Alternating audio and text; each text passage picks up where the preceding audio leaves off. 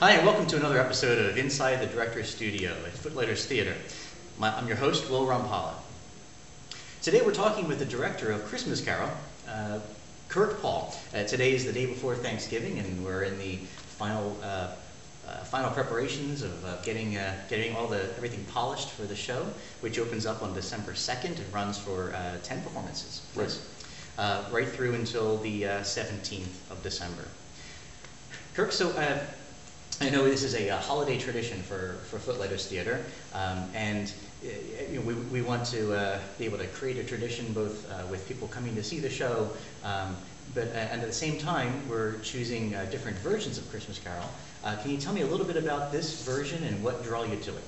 Well, the version is written by Romulus Lynn, and as I read the show and compared it with other shows, the one thing I found, it moved very seamlessly, much like a movie would move from scene to scene very quickly. Mm-hmm. And as you will, when you come to see the show, you will see that the set pieces move very seamlessly. Many of them are on wheels that will help move the show along very quickly. Interesting. I actually had an opportunity to read some of the script, and I even saw that that the playwright included in there certain even stage directions that were even more specific, because he envisioned it as something that would flow seamlessly one to the next. Yeah. How have you taken that and expanded on it on your staging here at Footlighters? Well, one thing I'd like to do is really find a way to engage the audience. And this show is a show that everybody knows.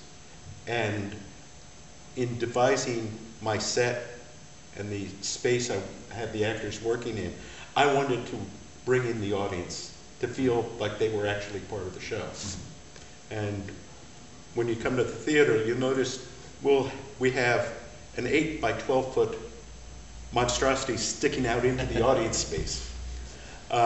Which is actually holding up the camera at this point. Right. And I will actually have seats facing this unit on all three sides. Mm. And a good deal of the action, including the opening scene with Scrooge's office, mm-hmm. will be on this thrust. Nice. It really will help. The audience can focus there and really be part of, feel like they're actually in the room. They're right in there, being surrounded by the action. That should be pretty exciting, especially with being able to almost, it's almost better than a 3D movie because it's live, right? So I know that this is a large cast. You know, you have a lot of younger actors as well as more experienced actors. I also noticed a lot of new faces. So can you tell me a little bit about that? I was lucky enough at auditions not only to have the kids come with interest, but then parents who came to support the kids decided, geez, what the hell, I'll give it a shot myself. That's right. And that way we have a lot of father-sons, father-daughters, mm-hmm. mother-daughters, all in this show together. Right. I actually had an opportunity to speak with one of the actors, and she was here during auditions, just bringing her daughter, and she said, you know, I did this when I was younger, and I looked and I saw how much fun everybody was having on auditions. I figured I'd jump in. So she wasn't even planning on auditioning, and she's in the cast. Yes. Speaking of the cast and your casting, I also noticed that you had an opportunity to really play with some of the traditional stereotypes and shake that up a little bit. Can you talk a little about that? I've always I've always liked the Ghost of Christmas Past in the 1938 Reginald Owen version, yes. and in the Alistair Sim version. They're generally young, mm-hmm. and in Reginald Owen was a very young person, and then it was an ingenue type actress in the Alistair Sim version. And there's something about having a young person serving as that ghost. Mm-hmm. And I decided I'm going to take this a little on a different stroke. I have another theater group I perform with doing Shakespeare. They did a production of Tempest about a year ago, where they had 4 Ariels. Ariel is the spirit that inhabits the island where Prospero resides. And I said, that would not be a bad thing to take Scrooge and really have him focus on his childhood with 2 people forcing him to focus. Oh, interesting. And sort of a tag team. They sometimes speak in unison, sometimes they have individual lines. Interesting, very interesting. And they're both, I have a young middle school girl, and a senior from Conestoga. Interesting, interesting. So you even broke it up, even the ages. That's good. And also, you have the Ghost of Christmas Present. Yes, Ghost of Christmas Present, normally you think of somebody who looks like me right now. A very much Santa Claus type character, not necessarily gray hair, but jolly and big. Dickens describes him as almost a giant and sort of a ho-ho-ho kind of thing. I was very impressed with one of the women that came to audition. That would be a different approach. And as someone who's familiar with the show, know at the very end of Christmas Present's visit, there is the reveal of ignorance and want. That's right. And rather than consider this Christmas Present as a father figure, who better than a mother figure to really care about the children? Right, to reinforce that it is all our responsibility to take care for these children, to have a motherly messenger there. That's pretty fascinating. So one of the challenges I know with Christmas Carol, that there's so many different scenes. You have the office, you have the bedroom, you have this, the home, you have him growing up, the school, and the party, and it's a constant.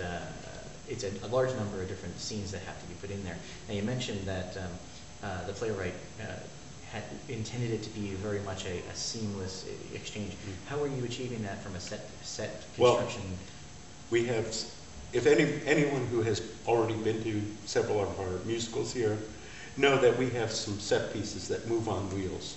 They open, they close, and we've effectively created various rooms with those tracks. But right behind us here is Scrooge's bedroom. And that will move, and it will close up and disappear. All while the focus is being brought to a different area. To a different area of the stage. That's the whole point of that is to, again, keep things seamless. The one thing, our actors are getting training as stage crew at the same time, because this is such a big cast. You can't have a crew moving things in and out. The cast has to do it. So in the write-up, there are mentions of some music. So will there be any music as part of this production? Well, there's music. We'll have music pre-show, intermission, of course, and there's one song that's fairly consistent throughout the show.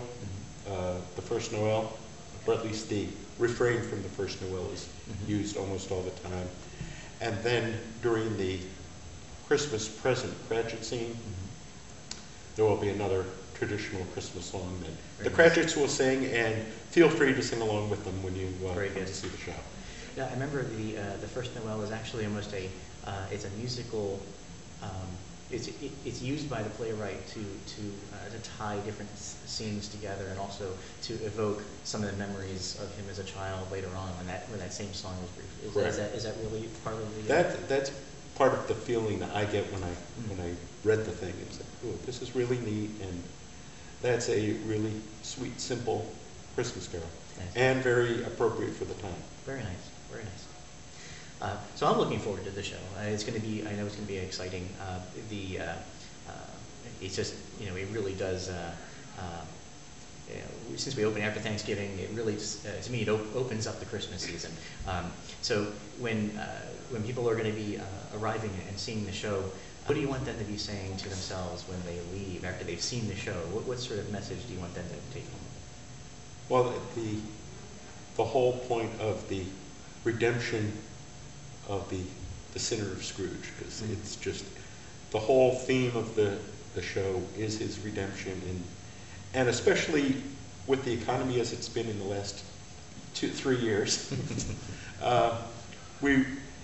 we need to be reminded that as bad as times are with the Cratchits, as bad as times are together as family, you're in a good, you have all you need.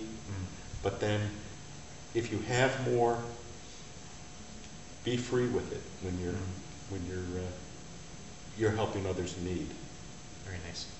Very good. So to remind you all, make sure you come on out and see the show. We open up on December 2nd. We have 10 performances, which means our second weekend we have an extra Thursday performance.